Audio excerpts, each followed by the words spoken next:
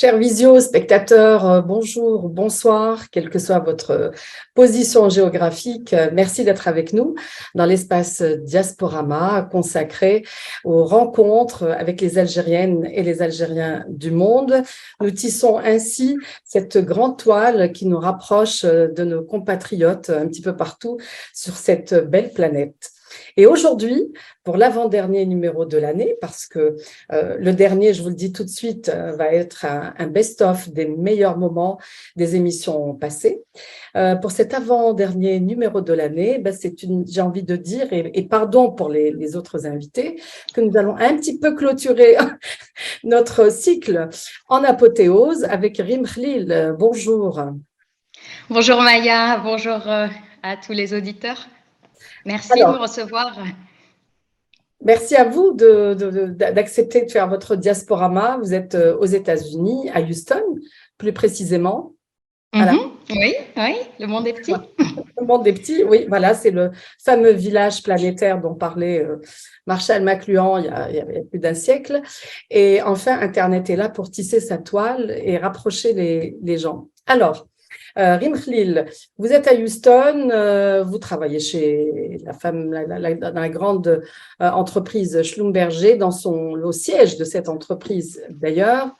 Vous êtes à la base ingénieure polytechnicienne, vous êtes sortie de la célèbre École nationale polytechnique d'Alger. Vous allez nous raconter tout à l'heure votre parcours universitaire, mais j'aimerais dire à nos amis visiospectateurs ce qui a motivé votre invitation aujourd'hui et pourquoi je me sens si proche de vous aujourd'hui, c'est à travers ça. Votre livre, votre tout dernier né, parce que vous en avez écrit d'autres, Constellation du ciel d'Algérie, parcours d'excellence, puisque vous êtes allé à la rencontre d'Algériennes et d'Algériens dans le monde également, faire connaissance avec eux et nous les faire découvrir, n'est-ce pas? Alors racontez-nous la genèse, qu'est-ce qui a motivé l'écriture, la rédaction de ce livre, Rim? Tout à fait. Alors Maya, moi aussi, je me sens proche en quelque sorte de vous parce que j'ai l'impression, et c'est plus qu'une impression, on entreprend finalement des démarches très très similaires à travers des moyens différents. Vous êtes plus sur la vidéo et je suis plus sur l'écriture, mais je pense que l'objectif au final est commun. L'objectif est vraiment de faire connaître des parcours d'exception et d'inspirer, donc et d'essayer de déconstruire ce succès pour que ça ne soit plus quelque chose qu'on observe de loin, d'inaccessible, faire en sorte qu'on arrive presque à s'identifier ou en tout cas avoir une visibilité qui nous mène, qui nous guide vers les objectifs qu'on veut atteindre dans la vie. Donc, ce qui a motivé un petit peu la naissance de ce livre, il faut savoir que ça, au début, c'était pas censé aboutir à un projet d'ouvrage. Hein. C'est un peu la richesse du projet qui m'a porté et des gens que j'ai interviewés, des constellations, hein, comme je les appelle. Initialement, donc, vous l'avez dit, hein, j'ai étudié à Polytechnique Al-Harrach.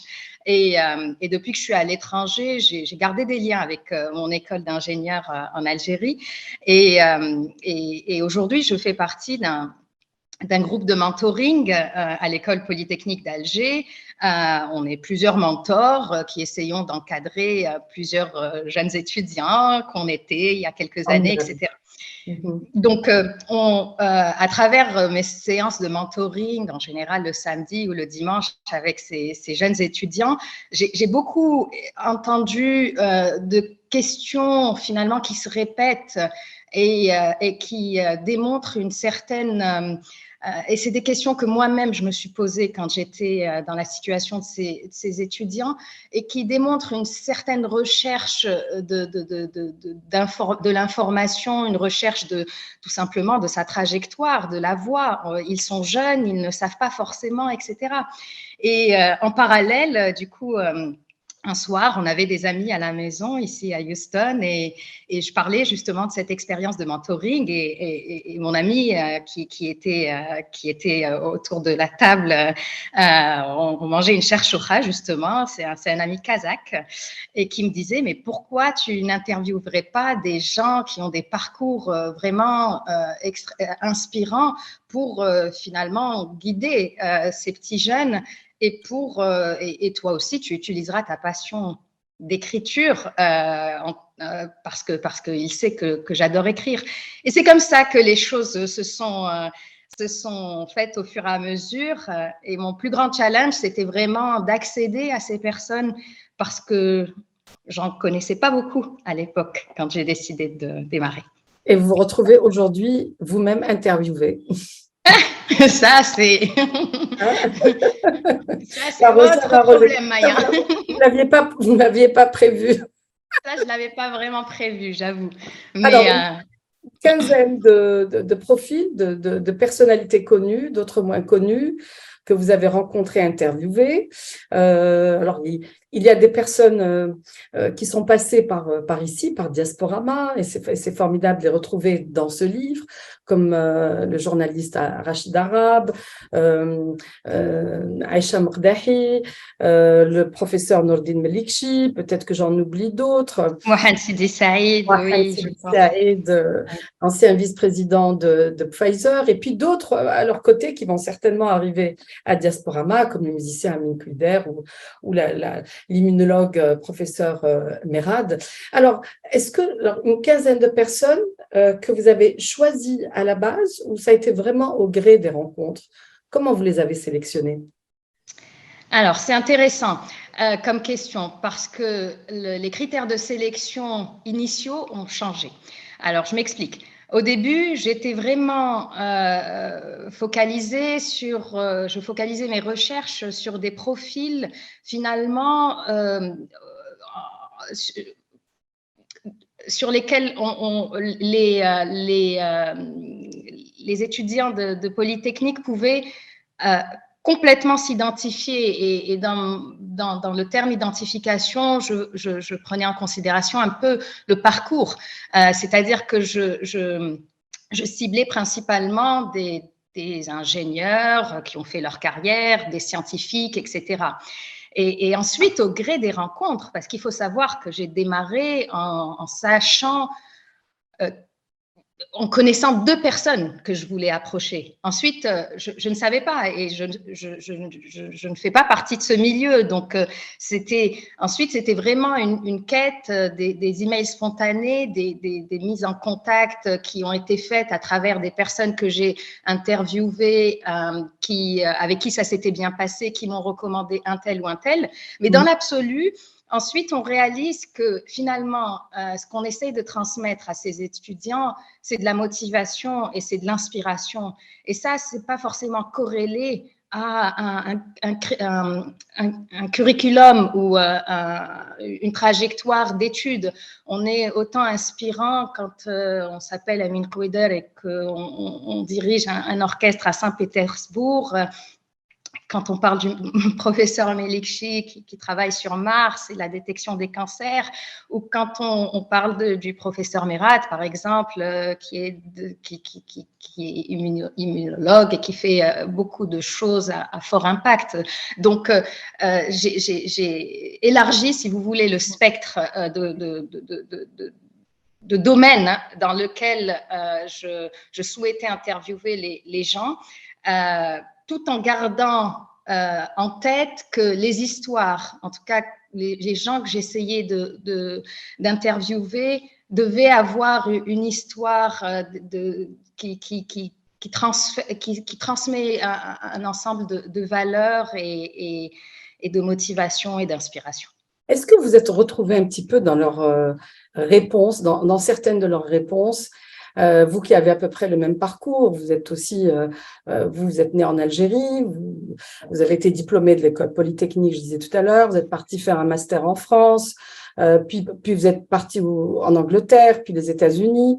Donc, à chaque fois, un environnement nouveau. Et comme vous le dites dans votre livre, vous ne jouez pas à domicile, en reprenant des termes de footballistique, comme c'est l'actualité. Donc, chaque fois, il faut déployer beaucoup plus d'efforts et de moyens, comme eux le disent. Hein. Certains ont dévoilé ce contexte d'adversité auquel ils ont été confrontés.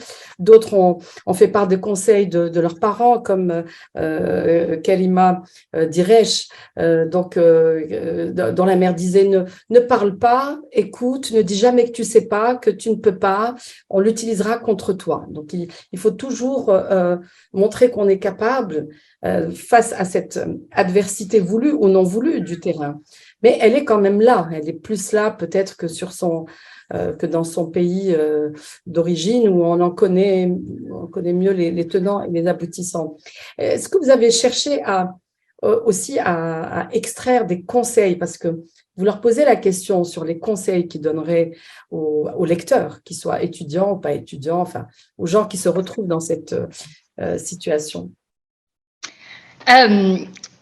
En fait, la question où vous vous retrouvez dans leur parcours. Oui, j'ai bien compris. Il y a deux questions dans votre question.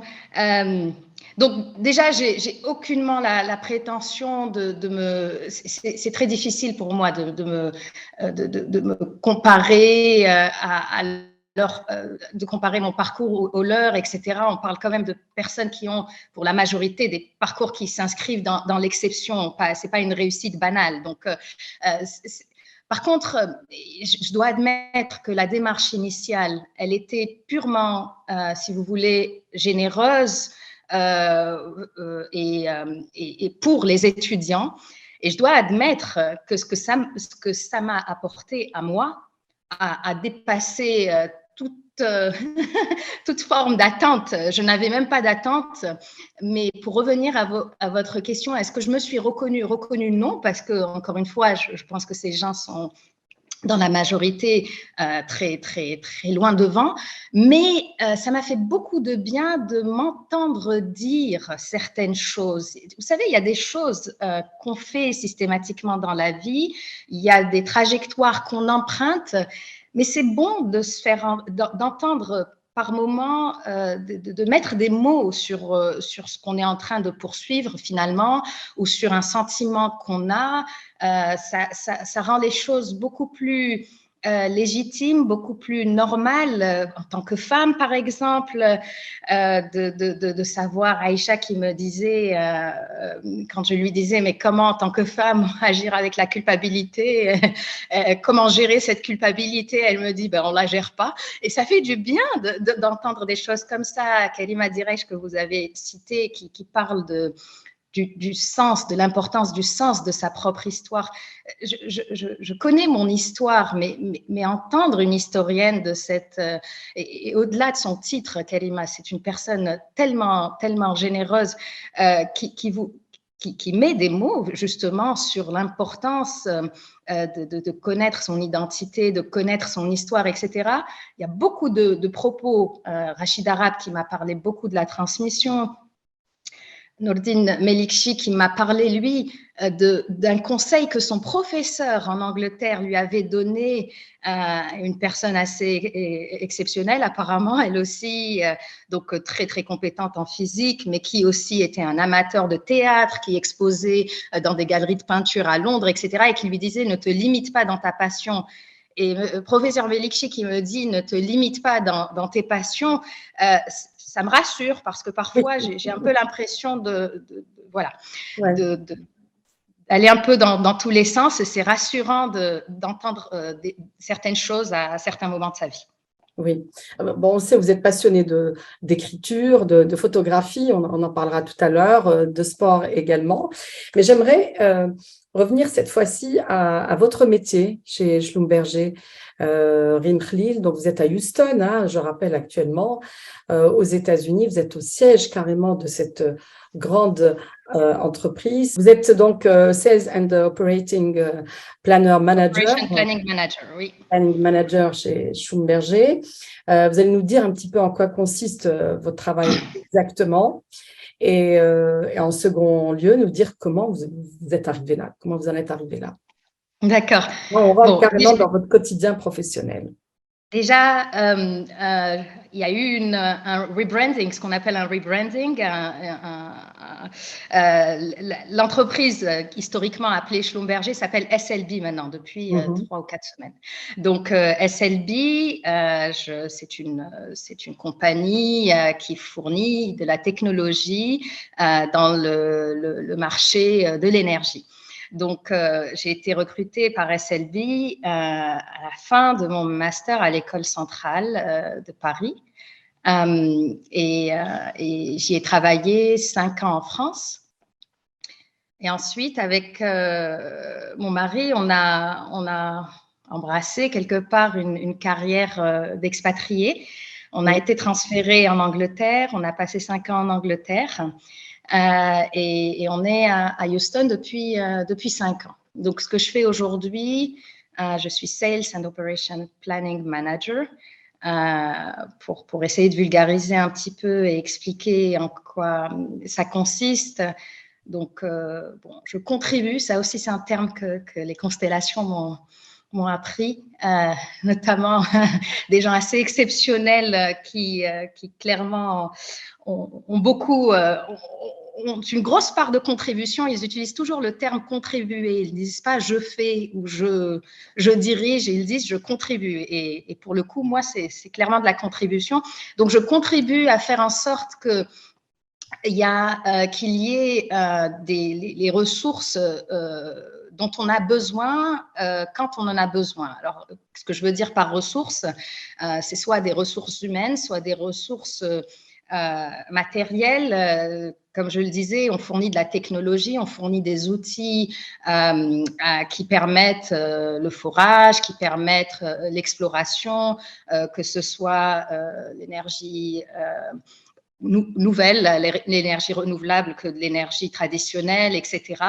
Et ces outils sont coûteux, sont compliqués, sont plein de complexes, plein de technologies, coûtent cher et on ne peut pas se permettre d'en avoir partout dans le monde. Donc, l'idée avec l'équipe dans laquelle je travaille, l'idée c'est de faire en sorte que quand on a besoin de forer quelque chose en Alaska, on ait ce qu'il faut et qu'on prévoit à l'avance le fait que l'Alaska aura besoin dans 2 mois, saison hivernale, de tel et tel outil et de faire en sorte que ça sera sur place. Ça et les ressources humaines pour opérer ces outils parce que c'est des technologies très complexes, donc il faut être formé pour les utiliser. Donc c'est un peu ça. Je fais partie d'une organisation à plusieurs milliers de personnes, hein, donc c'est partout dans le monde. Oui. Êtes-vous la seule Algérienne à Houston, chez Schlumberger, chez SLB? Non, pas du tout. d'autres? Il y a une chouette communauté d'Algériens à Houston. Bon, Houston, il faut savoir que c'est un peu la capitale de l'énergie mondiale et c'est aussi je ne vais pas dire la capitale, mais c'est un pôle médical très avancé d'un point de vue recherche médicale. Donc, pour ce qui concerne l'énergie, il y a beaucoup de nationalités de pays qui détiennent cette énergie.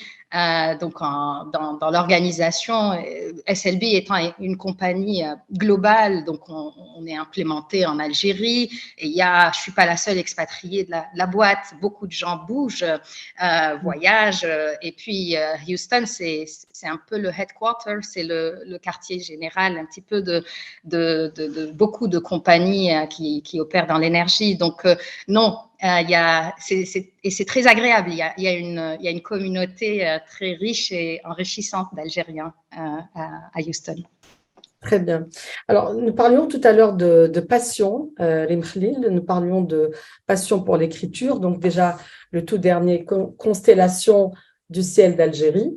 Alors, il faut peut-être juste préciser pour ce, voilà, je vais le mettre par là, Oui, Constellation c'est du lui. ciel d'Algérie, parcours d'excellence, que vous publiez vos livres à compte d'auteur. Il y en a eu deux autres précédemment. Euh, Jeunesse à la fleur, chronique d'une sale guerre, le voici. Et puis, les quatre Il a saisons, sorti votre background. C'est la baie d'Alger. la baie d'Alger, effectivement. Et, hop, attendez, on va le mettre par là. Et celui-ci, les quatre saisons, où on sent vraiment la différence de constellation du ciel d'Algérie. On sent justement ce que je voulais vous dire tout à l'heure, c'est que dans Constellation, vous ne vous êtes pas contenté de transcrire l'entretien, l'interview, avec en format question-réponse, mais vous y êtes allé de la rédaction, de l'écriture, de votre implication dedans, de votre sentiment, en retrouvant la personne ou en la quittant. D'accord. Et on le voit très bien dans ces deux précédents livres, en fait, votre talent je ne veux pas dire écrivaine, mais oui, c'est ça. C'est qu'en fait, vous tendez à faire de la littérature et à écrire de la fiction et du roman, même inspiré peut-être de faits réels, comme ici en Algérie ou en Tunisie, n'est-ce pas? Donc, partir d'un vécu et raconter des histoires autour. Ce qui est formidable, on le voit de plus en plus en Algérie, mais nous restons en manque de littérature contemporaine qui nous parle de notre aujourd'hui. Qu'est-ce que vous avez voulu communiquer à travers ces deux livres? Les Alors, deux. ils sont très différents, hein. Il y a mes romans, Les quatre saisons et Jeunesse à la fleur, chronique d'une sale guerre. Donc, j'en parlerai dans un second temps. Mais pour revenir à Constellation du ciel d'Algérie, c'est vrai que, bon, vous le savez, vous le constatez certainement, je ne suis pas journaliste et j'ai quand même entamé un espèce de travail journalistique un peu à ma façon. Que je suis pas dans les codes. D'ailleurs, ça peut être peut-être presque surprenant, vous me direz, à la lecture des articles. Il y a un aspect échange naturel et j'essayais, comme tout ce que je fais dans la vie, j'essayais d'y mettre un petit peu d'émotion. Il s'est passé des choses quand j'ai échangé avec beaucoup, je ne vais pas dire toutes les constellations, mais beaucoup des constellations. Il y a eu une espèce de connexion, il y a eu quelque chose qui est passé. Et on a discuté beaucoup après, avant, etc. Donc, j'ai essayé de rester fidèle, évidemment, à ce qu'elles m'ont transmis. Il faut savoir que quand on se parle oralement et quand on transcrit par écrit, bah, des fois, c'est presque un exercice de traduction, hein, parce qu'on ne parle pas du tout de la même manière qu'on écrit. Donc, voilà, j'entreprends la liberté et c'est ce que j'aime. Hein. Ce que j'aime vraiment, c'est pas transcrire mot par mot ce qu'on me dit. Ce que j'aime, c'est jouer avec les mots, rajouter un petit peu de style, etc. Tout en respectant l'idée qu'on essaye, que la constellation essaye de transmettre en l'enrobant de métaphores certaines fois, d'émotions, etc. Votre côté Donc, écrivain, oui, votre côté auteur. Oui. voilà, donc c'est un peu ça que j'ai essayé de faire sur le livre Constellation, donc l'ouvrage que vous avez montré. Après, sur les deux premiers romans, et j'en ai d'autres dans le pipeline parce que j'adore écrire, j'écris au quotidien. Ce que j'adore, en tout cas, comme toute réalisation, il y a un processus de maturation. Et je pense qu'avant d'oser, j'ai envie de dire, écrire un livre, je me suis nourrie de beaucoup de choses, y compris beaucoup de lectures. Et j'ai toujours constaté que quelque chose qui m'attirait beaucoup dans les lectures, les livres qui me marquaient, c'est numéro un, les livres qui transmettaient une émotion. C'est valable pour les films. Hein. D'ailleurs, mon mari ne comprend pas. Je veux dire, des fois, je lui dis, j'ai pas pleuré, ça m'a pas vraiment accroché. Il me dit, mais c'est quoi ton problème? J'aime quand l'émotion vraiment passe. Donc, ça, c'est quelque chose que je me disais si un jour j'arrive à écrire un livre, il va falloir passer de l'émotion. Et la deuxième chose, c'est que j'ai réalisé que j'étais extrêmement attirée par les livres qui me faisaient découvrir une réalité sociale, historique, qui, même à travers une fiction, qui me faisait plonger dans une société en particulier, dans un contexte historique, etc. Et là, il y a beaucoup, beaucoup de livres de partout dans le monde. J'ai en tête certains qui m'ont vraiment nourri. Il y a l'immeuble Yacoubien qui se passe au Caire. Il y a Aswani. Tout à fait. La Cité de la joie, c'est un livre qui m'a Ah oui. bouleversée à Calcutta. Oui. Il y en a un, je n'arrive pas à trouver le titre en français, A Thousand Million Suns, c'est Khaled Hossein, je pense, l'auteur. C'est voilà, quelqu'un d'autre qui ne se limite pas dans ses passions. C'est Oui. un médecin, je pense, qui est devenu écrivain, ou qui est écrivain en même temps, et qui se passe à Kaboul, en Afghanistan. C'est l'histoire de jeunes filles qui… voilà, c'est des très belles histoires. Et quand on finit le livre, il y a déjà une émotion de la beauté de l'histoire qui nous pénètre, mais il y a aussi qu'on découvre certains contextes historiques de la guerre, de la paix, enfin de différentes couleurs qui nous entourent et que l'histoire nous a permis de découvrir. Donc c'est dans cet esprit que j'ai écrit mes 2 premiers romans. Alors, Jeunesse à la fleur en particulier, donc qui se passe en Algérie, ça, je voulais vraiment l'écrire par rapport au principe de transmission. Je voulais essentiellement que mes enfants, mais plus élargi que mes enfants, je voulais qu'on sache ce que c'était une jeunesse pendant la décennie noire. On se fait beaucoup de fausses idées, de vraies idées. Les expériences sont certes très, très différentes. Je ne prétends pas parler au nom de tout le monde à travers ce livre, mais… C'est votre vécu, c'est votre vécu. C'est quatre histoires de jeunes, c'est des histoires croisées. Là, c'est un peu l'immeuble Yacoubien qui m'a inspiré ça, parce que c'est dans un immeuble où beaucoup d'histoires s'entrecroisent, et c'est un peu ce que j'ai fait enfin, c'était pas dans un immeuble, mais c'est une classe de terminale où 4 jeunes issus de milieux très différents, avec des objectifs de vie très différents, mais traversent la même période difficile et en étant jeune. Donc voilà, moi, il y a beaucoup de collègues autour de moi qui me disent « Mais comment tu as traversé ça? Comment tu as pu continuer tes études, etc. » C'était un peu ça que j'essayais de transmettre. Très bien. Alors, vous avez une autre passion à côté de l'écriture. En tout cas, je parle des passions que je connais de vous, Rim Khlil. Je les connais peut-être pas toutes. Vous avez peut-être d'autres talents cachés, je suppose. C'est la photographie. La photographie. Et je vois derrière vous une magnifique photographie. Alors, je ne sais si elle est de vous ou de votre père. Peut-on dire qui est votre père, Rim Khlil? Bien sûr, avec grand dire plaisir.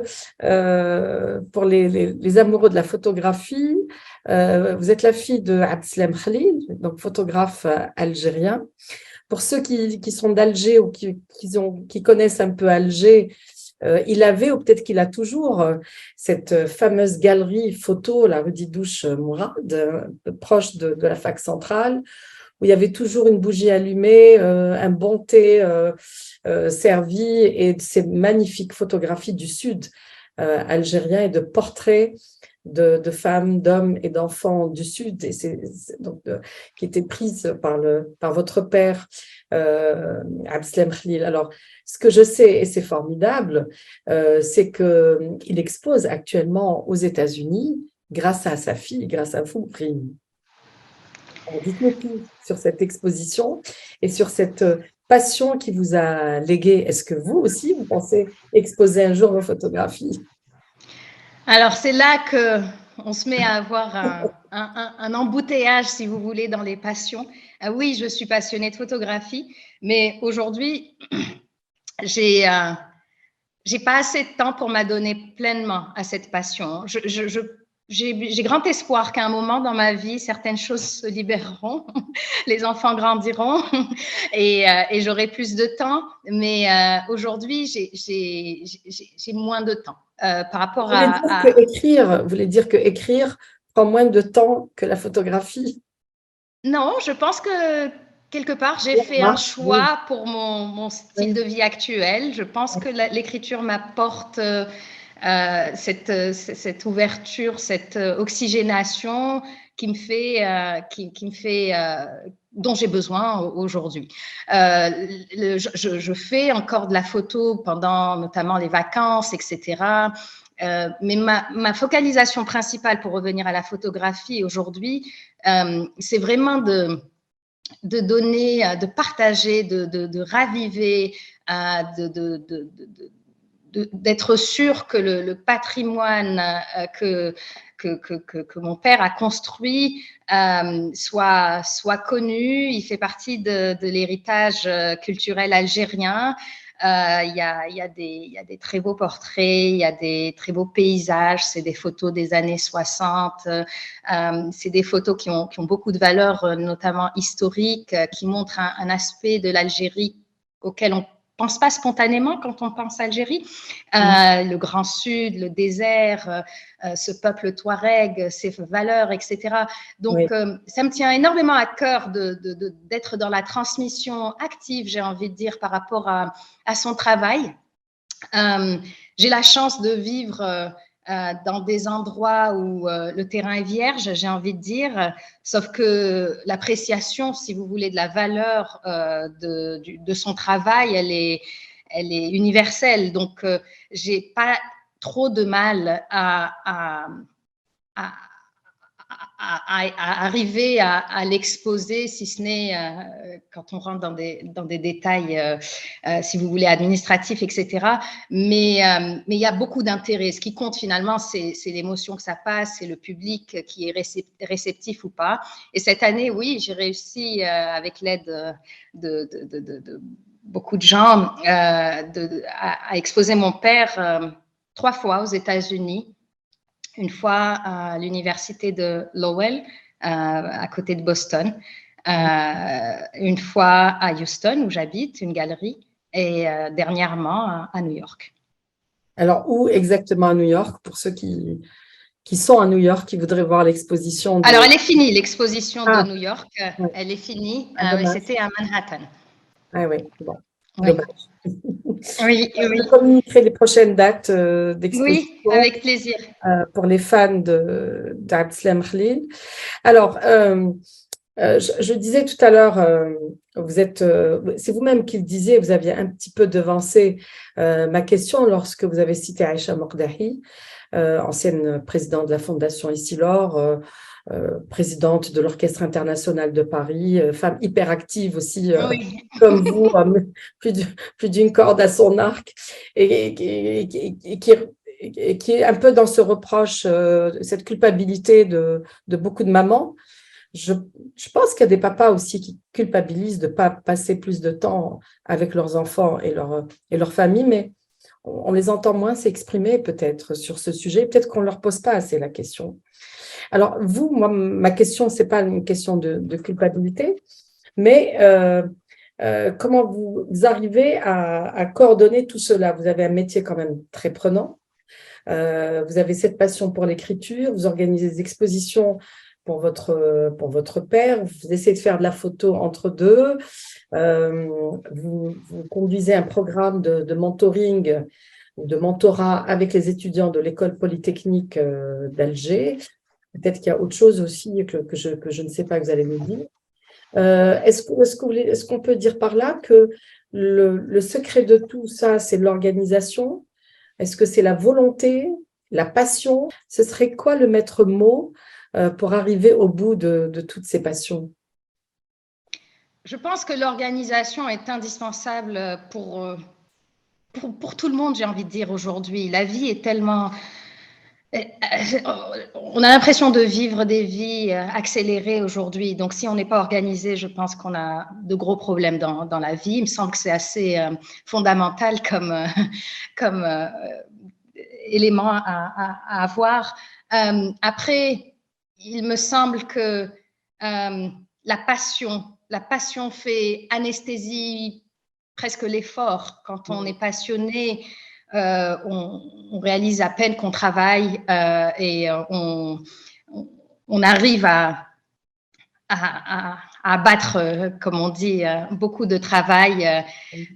Il y a ça et il y a la raison pour laquelle on le fait, the purpose en anglais on dit, c'est-à-dire le but, le principe qu'il y a derrière. Je pense que quand on est en accord avec ce qu'on fait, quand on est porté par la démarche qu'on entreprend, qu'on y trouve un sens, je pense que ça aide énormément.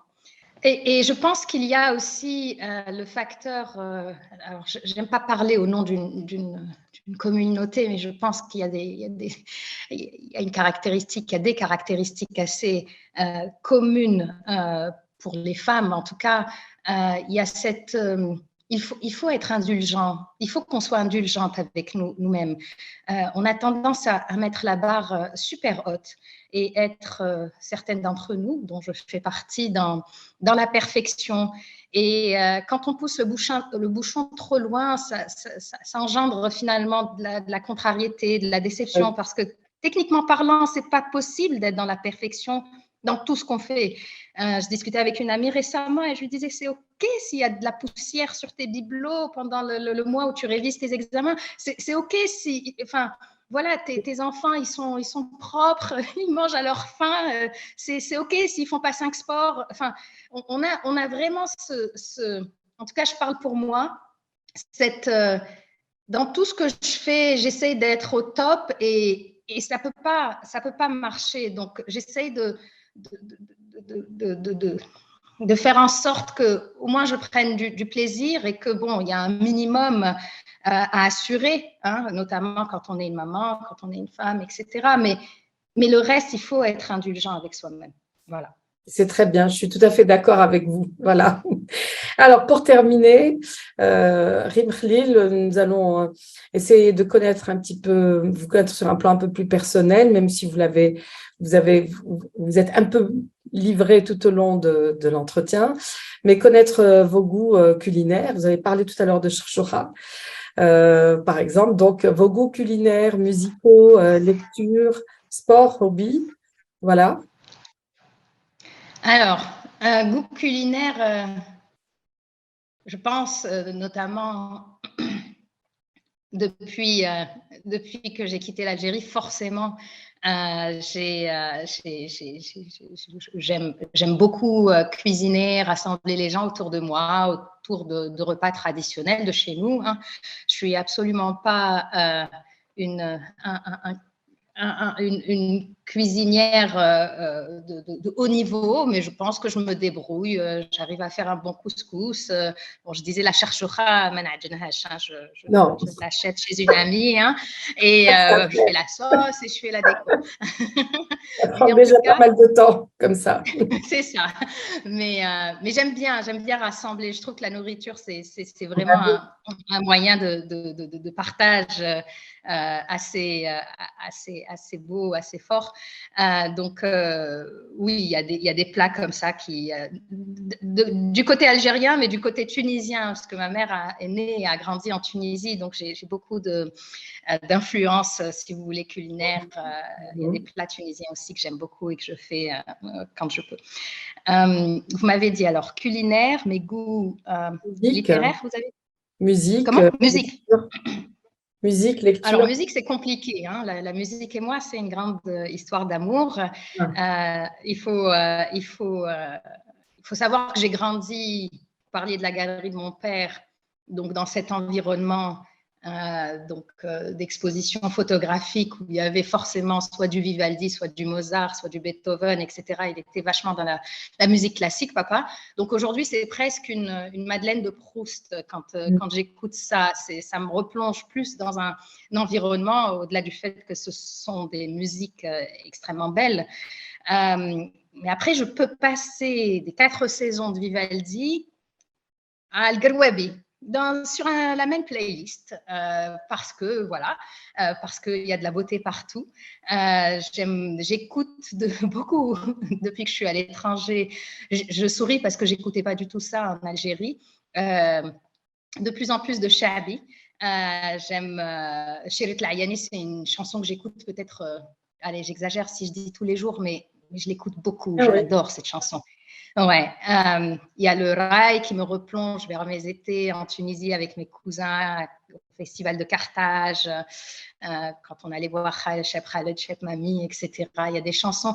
En fait, la musique, au-delà de la beauté, ça me permet de reconnecter avec des moments de ma vie et des moments, en tout cas, dont je me remémore de manière heureuse, positive, et avec des gens. Les gens sont très importants pour moi dans la vie.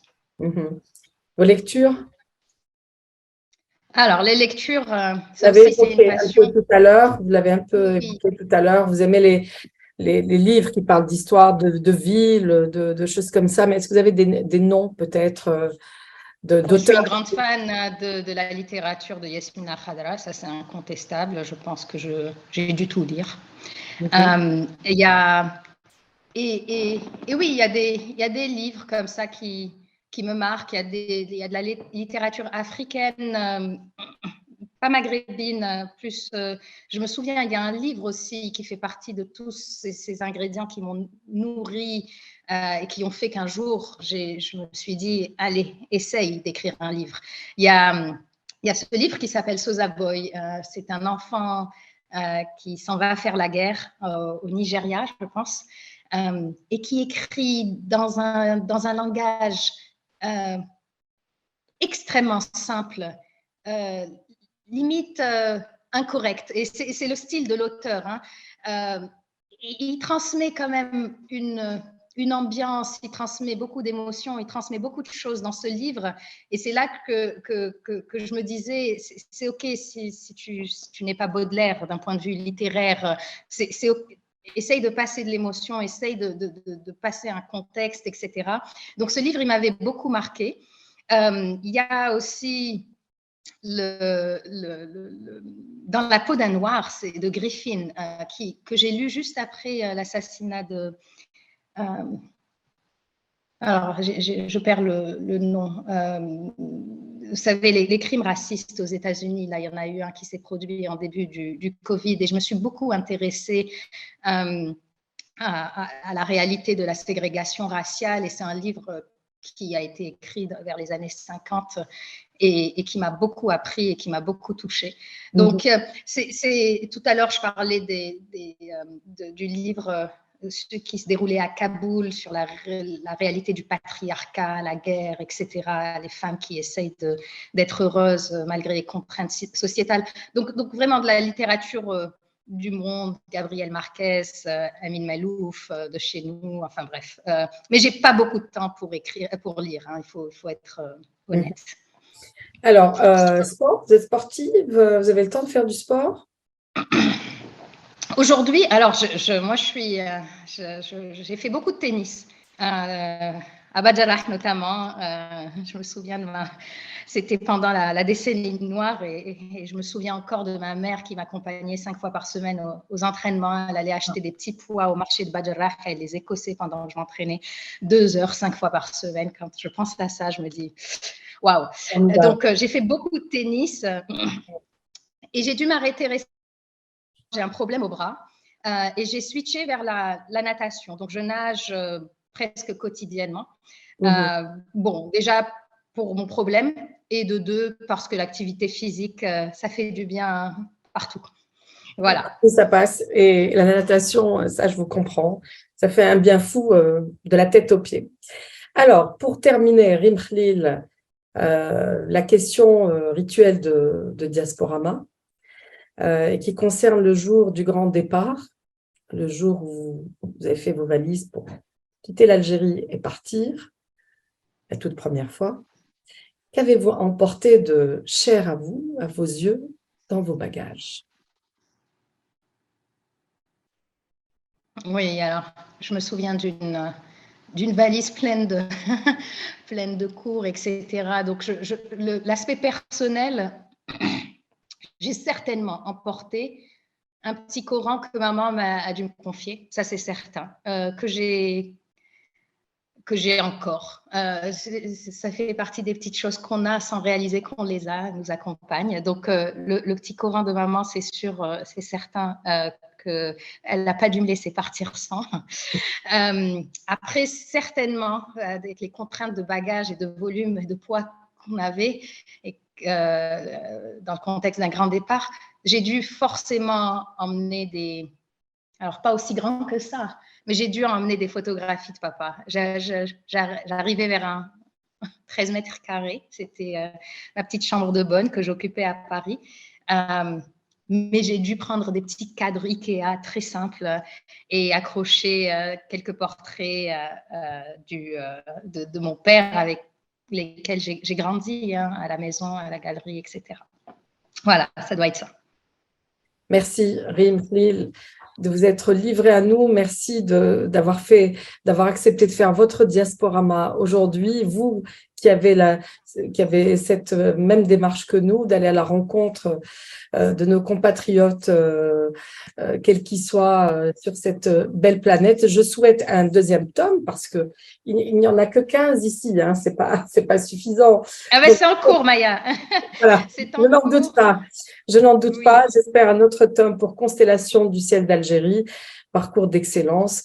Merci d'avoir été avec nous à partir de Houston, des États-Unis. Merci à vous, visio-spectateurs, de nous avoir suivis. Je rappelle que vous pouvez revisionner cette émission sur les plateformes digitales du Soir d'Algérie, les réseaux sociaux, le site web et la chaîne YouTube. À très bientôt, Rim. Au revoir. Merci, Maya. Merci de m'avoir invitée. À bientôt. Bonne soirée. Au revoir. Au revoir.